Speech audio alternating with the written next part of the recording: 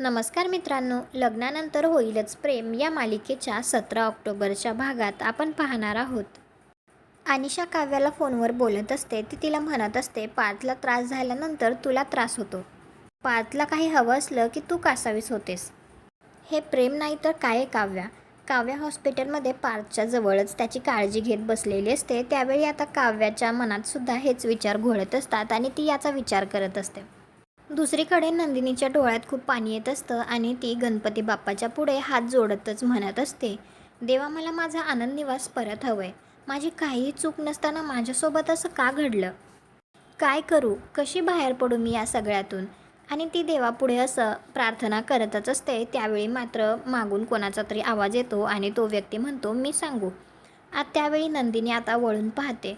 तुम्हाला काय वाटतं, तो व्यक्ती कोण असेल? कॉमेंट करून नक्की सांगा. व्हिडिओला लाईक करा. आपल्या मराठी मालिका चॅनलला सबस्क्राईब करा. भेटू उद्याच्या भागात.